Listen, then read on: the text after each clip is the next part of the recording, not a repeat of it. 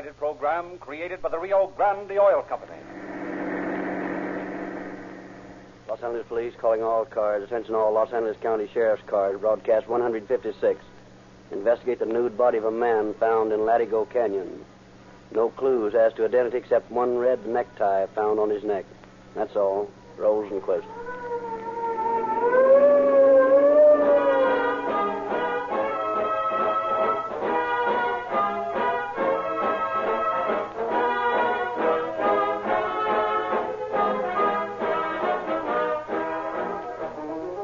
This broadcast marks the third anniversary of Calling All Cars. For 3 consecutive years, the solutions of actual crime cases have been thrillingly dramatized for the entertainment of millions of listeners. The Rio Grande Oil Company hopes you have enjoyed these programs and that you will continue to enjoy many more. If you have enjoyed them, it is primarily because they are true. Truth is not only stranger, but more convincing than fiction. Calling All Cars faithfully portrays the tempo of the modern war on crime. It is your sheriff, your chief of police, your district attorney, your fire chief who is dramatized here. Their courage, their devotion to duty, their efficiency is real. Calling All Cars is not merely a play. It is a segment of life. It gives you a vivid picture of what is done in this modern world to make your daily goings and comings safe, to guard what you own and protect what you cherish. In these brilliant achievements, Rio Grande is happy to be playing a small but vital part. Rio Grande cracked gasoline is used in more police cars, fire engines, ambulances, and other emergency equipment wherever it is sold than any other brand. Los Angeles, Oakland, Berkeley, Fresno, Santa Barbara, San Diego, Maricopa, the largest county in Arizona, and many, many other cities and counties have specified Rio Grande cracked gasoline month after month. You can buy from your independent Rio Grande dealer exactly the same gasoline that these police cars use. If it is sufficiently outstanding to be chosen time after time for police cars, it should be the gasoline for you. And now, once again, we present Chief James E. Davis of the Los Angeles Police Department. Chief Davis. Good evening, friends. Tonight, another milestone rolls by as Calling All Cars enters its 3rd year of broadcasting. 156 weeks have gone by since the initial broadcast. 156 cases have been dramatized for the vast listening audience. Tonight, I should like to express my appreciation to you, as the audience, for having made Calling All Cars possible, and to my brother law enforcement agencies for their willing cooperation at all times. And now, I take pleasure in presenting Captain A.C. Jewell, Under-Sheriff of Los Angeles County. Captain Jewell. Thank you, Chief Davis. Good evening, friends. There's an old saying, give a man enough rope and he'll hang himself. That is a theory that we of the Los Angeles Sheriff's Office works on. A man is innocent of a crime he has been accused of and is telling the truth when questioned. He should have no difficulty in giving the same answers every time. But if a man is lying, he has to remember every tiny thing he has said, which usually proves to be too great a task for his mind. So, we give a man enough rope, or, in other words, get him to talk while we are making shorthand notes of his conversation. Then, we begin all over again. Ask the same questions in a little different order and check the original answers against the new one. And invariably, after repeating this process a few times, the truth is certain to come out. This is one of the many reasons why, once we get a guilty person and have a little chance to use this effective method of questioning on them, there's little chance of their ending up anywhere but where they belong, in the penitentiary.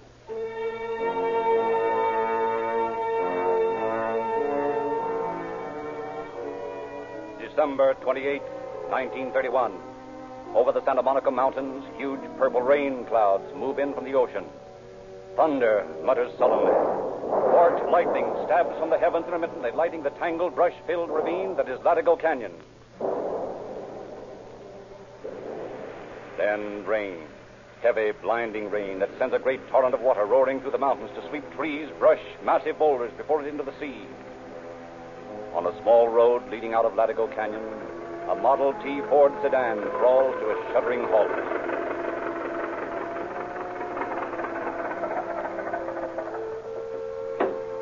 Men climb out, sink up to their knees in the soft mud.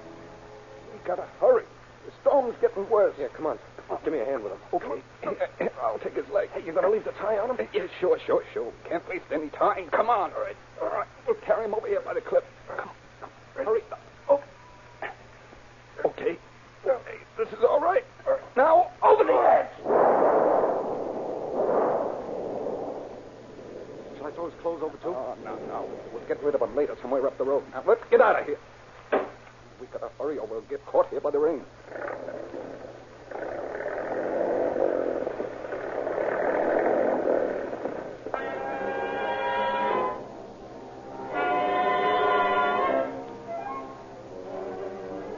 For 2 days, the rain continues. For 2 days, the Santa Monica Mountains remain shrouded in a blanket of ominous black clouds. Then, as dawn breaks on the third day, the storm moves back to sea, leaving a stillness broken only by the monotonous dripping of water, the occasional scream of a gull wheeling high overhead.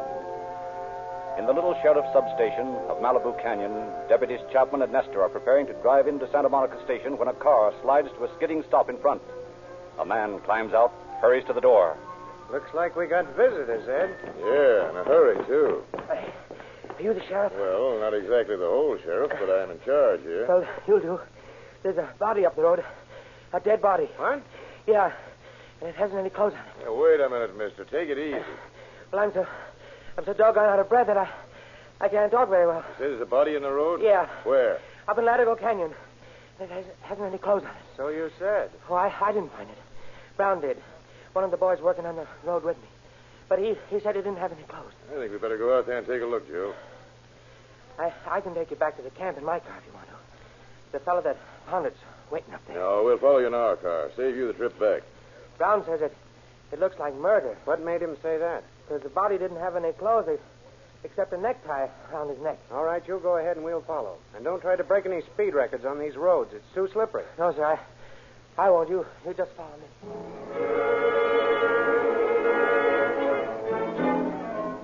So, with Deputies Nestor and Chapman following in their car, the breathless road foreman drives to the camp. There they pick up Brown, the man who found the body, and drive on up the little road into Latigo Canyon.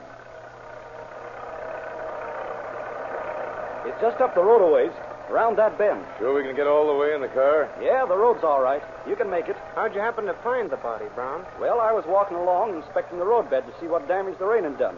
All of a sudden, I saw a silver pencil lying right in front of me. I picked it up and it seemed kind of queer that a pencil should be there, so I started looking around. Got the pencil with you? Yes, sir. Right here. Good. Might be some use as identification. So anyway, when I was looking around, I noticed something white down on the side of the ravine, and... Hey, wait a minute. Here's the place right here. The body's down that little hill there. I'll show you. Right over here. Nice cheerful spot, isn't it? Yeah. There, see? You can see his legs sticking out of that crack there. It's a body, all right. Come on. Let's go down. Yeah. Take it easy, Red. Watch out for that brush there. Yeah. Look out. Yeah. Now, then. Naked as the day he was born. Yeah, except for one thing. That red tie around his neck. You going to try to move him? No, I think we better leave him right where he is for the time being. The way that tie is pulled tight leads me to believe that maybe Mr. Brown's not so wrong about his murder idea. Well, we better go back and report this to the sheriff's office, Joe. Captain Bright will want to see it before it's moved. Come on. Notified by phone of the gruesome discovery, Captain Bright, in charge of the homicide detail, proceeds directly to the scene, examines the body. Nothing's been touched since he was found? No, sir. All right, boys. Set up your camera and shoot this from all angles. Yes, sir. Come on, Al. Give me your hand here. Any signs of identification on him? We didn't look for any, Captain. Thought you'd want to do that. Good. Well, let's see. We got to figure a way of getting him out of here. That's going to be a job, sir. Probably have to use ropes. Yeah, looks like it. You got those shots yet, boys? All set, Captain. Good enough. Rush him into town and get some prints made as soon as possible. Tell the boys in the office I'll be in as soon as I can. Yes, sir. Come on, Al. Let's go. Now, all we have to do is figure out how to get a block and tackle rigged up here, and we can get started trying to identify the body.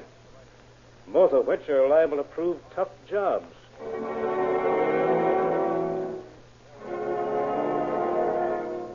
And a tough job it proves to be. But at last the corpse is raised to the road above and placed in an ambulance. Then in a 3-car procession headed by Captain Bright, the cavalcade drives to Los Angeles. After leaving the body still closed in the red necktie at the county morgue, Captain Bright begins the tedious task of identifying it. In his possession are one silver pencil, one belt buckle bearing the initial E, and the red necktie, the only clues found at the scene. For 2 days, people file through the morgue, look at the dead man. But at the end of that time, there still is no lead as to who he was. And then, 3 days after the discovery of the body, another road worker, William Brandenberger, reports a bundle of clothes found 2 miles up Latigo Canyon. Acting upon this report, Deputy Sheriff Warner rushes to the spot, makes a quick examination. Trousers, coat, vest, shoes, underwear, and hat. Complete wardrobe. Yeah, and here's something else I picked up while I was waiting for you. Looks like a spark plug wrench. Let me see. Yeah, that's what it is, all right. But from the looks of it, it wasn't used to remove a spark plug the last time. What do you mean? Look at the end of it here. See these dark brown stains? Yeah. And notice how it's broken here. Unless I miss my guess, those stains were made by blood, human blood. You think someone was hit with it? That's right. And what's more, I think I have a pretty good idea who that someone was. You'd better come back to town with me if you can spare the time. I've got an idea. We can find the person these clothes fit.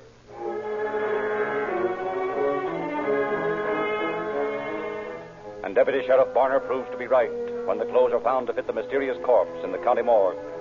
A laundry mark found in the socks gives the officers their first real lead to work on, and losing no time, they set out on a tour of all the laundries in town, hoping to find the one that will have a mark coinciding with theirs. But after 2 days' intensive canvassing, no such place is found. Then, acting on a sudden hunch, Captain H.C. Brewster of the Santa Monica Sheriff's Office with Deputies F.P. Dickerson and O.H. Cloud turn from the laundries to local pickup stations.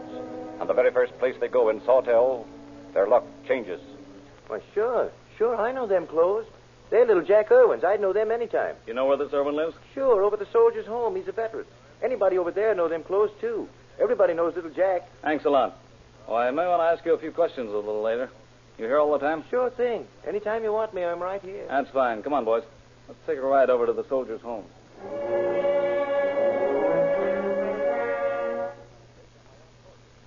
Yes. Those are Irwin's clothes, all right. What's the trouble? Jack in some kind of difficulties? I'm afraid so, Captain Close. In fact, he's dead. Murdered. What? Little Jack Irwin murdered? Why, that seems impossible. He was liked by everybody. Nevertheless, Captain, his body was found out in Latigo Canyon 3 days ago. Clothed in no more than a necktie. We found these clothes up the roadways. Well, who did it? That's one of the things we'd like to know. You couldn't make any suggestions, could you? No, I can't think of anyone who'd do it. Any particular spot where he might have spent a lot of time? You know, pool halls, spots like that. Well, there's Jack Shower's store down the road a ways. That's where some of the men spend a good deal of time. You know any of his particular pals here at the home? No, I don't think I do. You see, I don't get a chance to see much of the men, my duties and all that sort of Of course, Captain. Well, boys, we might as well look this Jack Shower's place over. There's a chance we might get a lead. Goodbye, Captain, and thanks. Well, let me know if you find anything out, will you? I'd certainly like to get my hands on whoever did this. Don't you worry. If we find the person, we'll take care of him, all right? Very good care. Come on, boys, let's go. By golly, that's too bad. Dirty shame, that's what it is. Why, that poor old devil wouldn't have a chance in a fight of any sort. He was weak. Well, tell me, Mr. Showers, when was the last time you saw Irwin? Last time? Well, let me see. It was sometime around noon on the 28th, I think. Yeah, 28th. I remember because it was just a couple of days after Christmas. Was he with anyone at that time? Oh, sure. He always had a couple of people with him. Friendly sort of cuss, you know. Matter of fact, he went away with 2 young fellas last time I saw him. Did he have any money with him? Yes. I remember changing a couple of tenners for him. He seemed to always have a lot of money on him. Had a great big diamond stick pin and a diamond ring, too. Now, tell me, Showers, was little Jack a drinker? I mean, a heavy one? Well, he wasn't no teetotaler. That day, I remember he was pretty woozy. I had to ask the fellas with him to take him out before he got into trouble. You know who those fellows were? No, one of them, named Hendricks. John Hendricks, I think it is. Good. We'll run that down right away. Know where he lives? Well, I heard him say something about a street in Pasadena. Big Street, something like that. That's about all. And that's plenty. Cloud. Yes, sir. You better get on that right away. Go to Pasadena and find a John Hendricks on Lake Street. If you find him, bring him in with you. Okay. I'm going to stay around here and question a few more people. See you back in town. Right. So long.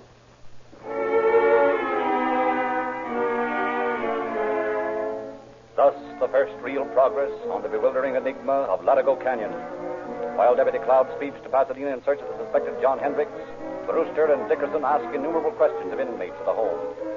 And as a result, they learn that a man named Hugh Thomas owns an old Cadillac car, the same kind and year as the one the spark plug wrench found in the canyon is from. With this information in hand, they lose no time in picking Thomas up and bringing him to Captain Bright's office for questioning. Sit down, Mr. Thomas. Thank you. Now, what's your full name? Hugh Samuel Thomas. What do you do for a living? Well, I'm an automobile mechanic by trade. I draw compensation from the soldiers' home, though. That's what I live on. Have you ever been in jail, Thomas? Yes, sir. Once on a check charge here in L.A. I'm on probation right now. Any other times? A few times for vagrancy. At all? Yes, sir. Do you own a car? Yes, An old Cadillac? that's right. Mr. Thomas, have you ever seen this spark plug wrench before? Why, let me look. It's from the same make as your car. Yeah, I know that. Is that your wrench? Well, as a matter of fact, it is. I can tell from this little broken piece here. Where'd you get it? Don't you know? No, sir. That's why I'm asking. It was picked up off the road about 2 miles from when we found the body of little Jack Irwin. Jack Irwin? Yeah. You know him? Sure. I knew him out at the home. Know anything about his death? No, sir. I didn't even know he was dead. He was murdered, Thomas. And we have a pretty good idea that it was this wrench that did the job. How do you figure that? You mean my wrench? That's right. Well, I don't know anything about it. Good gosh, you don't think I had something to do with it, do you? Well, it doesn't look any too good for you, does it? But I didn't have anything to do with it, honest. You're going to stick to that? Of course, it's true. I'm afraid we'll have to hold you on suspicion of murder until we make a little more investigation, Thomas. But I didn't even know he was dead. This is the first time I've heard of it. I'm sorry, Thomas. You may be the most innocent man in the world. For the time being, until we explain this wrench, I'll have to hold you in custody. Oh. That's all.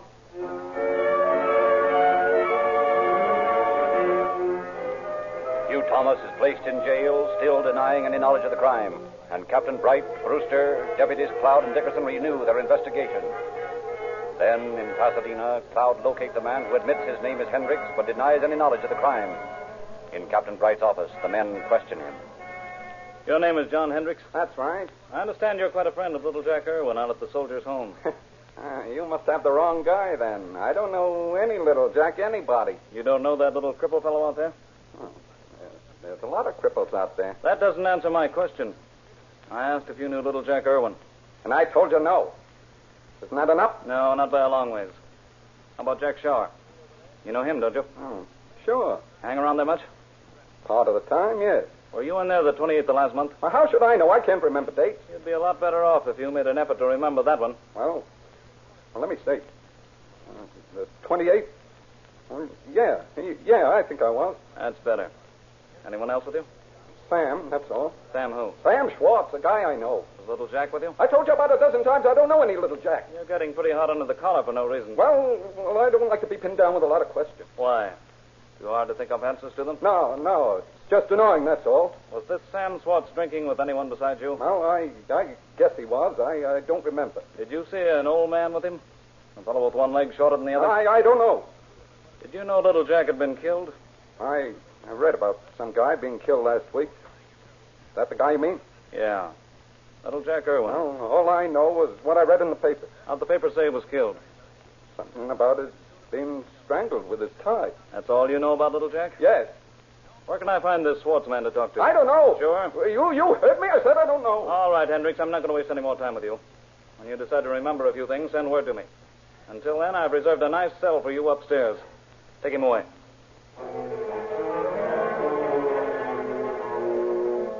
So the second suspect is lodged in jail, and the investigation resumed. But an hour after Hendricks has been locked in his cell, a report comes in from Samuel Schwartz stating that John Hendricks had stolen his car. Faced with this new development, Schwartz is brought in for questioning. Well, that was very convenient of you, Mr. Schwartz. Calling in at that moment, I mean. What do you mean, convenient? Well, we were just going out to look for you. We didn't know quite where to begin. And then, suddenly, there you are. What's the idea looking for me?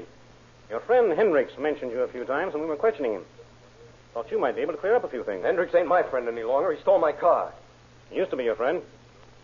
That right? Yeah, I guess so. Schwartz, I want to know where you were about noon on December the 28th. Well, I was a lot of places. Where, for instance? Oh, we drove around town, stopped over at Hendricks' sister's house for a while, and... What time did you go to Jack Shower's place?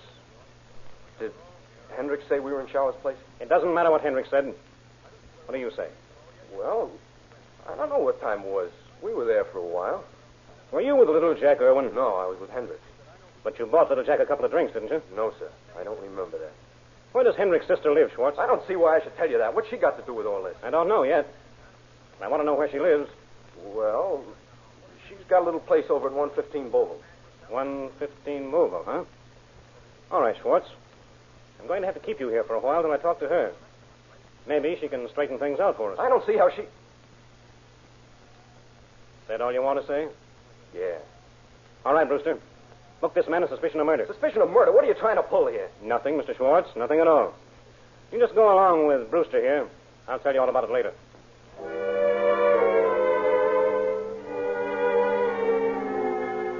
So Sam Schwartz is put away in the county jail as number 3 suspect. And Deputy Dickerson is sent to the Beauville Street address where he interviews first the landlady, then Hendricks' sister. Now, Mrs. Clifton, I've just been talking to your landlady, Mrs. Doyle. She tells me that you've got something on your mind that you ought to tell me. Well, I don't know what to do. I feel that I should tell you, and yet it's an awful thing to have on my mind if I do. If you're hiding evidence of a crime, Mrs. Clifton, it will weigh a lot heavier on your mind if you don't tell it. What can I do, Mrs. Doyle? What's the right thing to do? Sure, and you know how I feel about it, Nellie. You've got to get it over with. All right. I guess it's best. Hey, take this down, Lynch. Right. My brother, John, came into my room the other night and woke me up. He was terribly excited and scared, and he sat on my bed and told me... Go on, Mrs. Clifton. He told you what? Well, it's so hard to do this to my own brother. Of course it is, but it's the right thing to do. All right.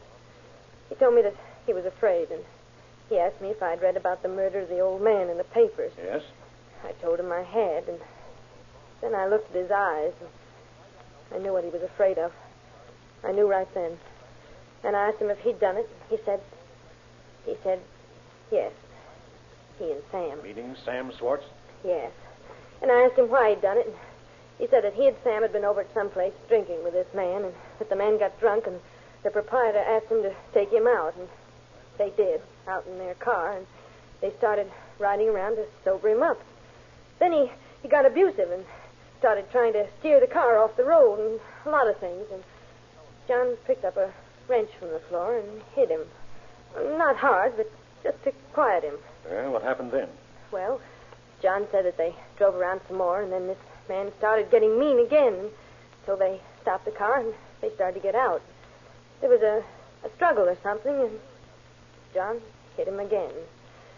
Then this Sam grabbed his tie, and he pulled it tight until the man stopped moving. Sam did that part of it? Well, that's what John told me. Then he said they took his clothes off and drove down to some canyon and threw him out of the car. And later they threw the clothes out. Well, now, Mrs. Clifton, will you be willing to sign a statement of what you've just told me? Oh, yes. Yes, I will. Thank you. And if you'll witness it, Mrs. Doyle, I won't bother you anymore. This is all we need to complete our case. Well, what'll they do to John? Well, I can't say, ma'am. That'll be entirely up to the judge and the jury. I might hazard a guess, but it wouldn't mean anything, so I won't try. Well, goodbye. Thanks.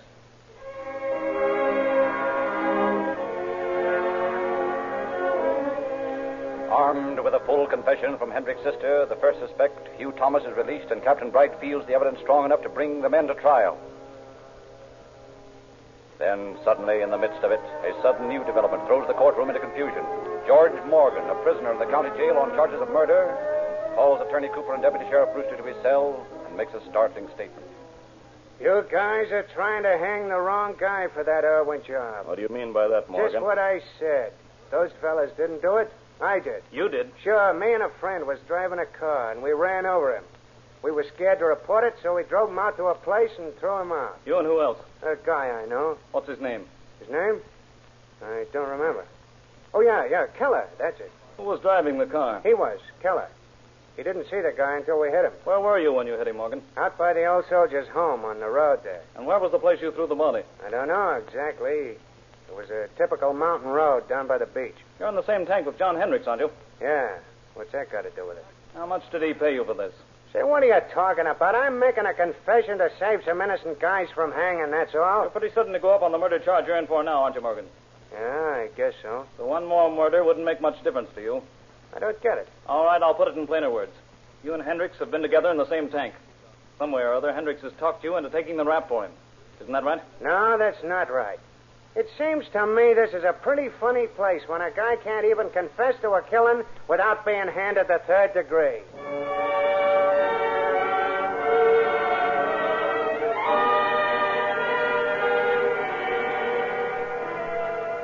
But when Confessor Morgan is questioned closely as to the details of the crime, he becomes so confused that it is obvious he is lying. So Hendricks and Schwartz are tried in Judge Fletcher Boren's court on charges of murder and robbery.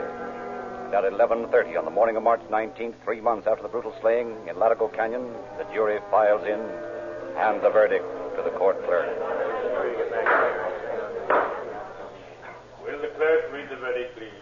We, the jury, find the defendant guilty of murder in the first degree and recommend life imprisonment.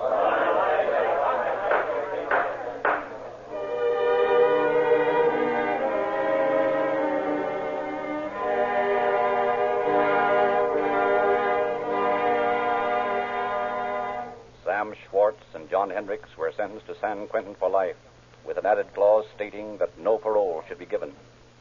So, through the work of Captain Bright, Deputies Brewster, Dickerson, and Cloud, the brutal slaying of little Jack Irwin was solved, and the perpetrators placed in the penitentiary for as long as they shall live.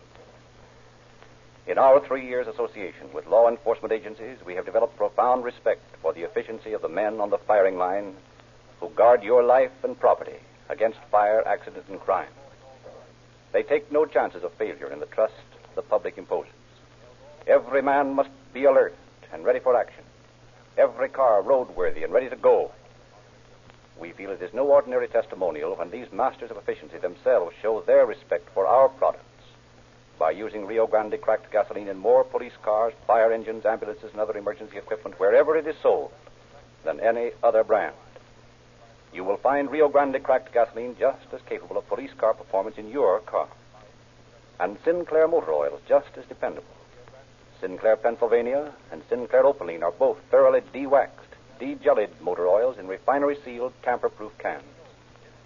If you want to do something that will delight the heart of some boy or girl, get a free copy of Calling All Cars News from any independent Rio Grande service station and learn how you can secure junior detective and G-man outfits for them absolutely free. Police badges, fingerprint outfits, sirens, more than a dozen gifts, all free.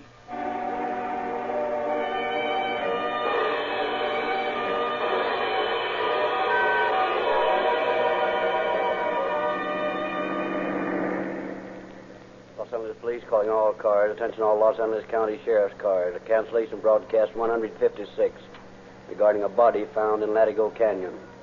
This case has now been solved. And that's all.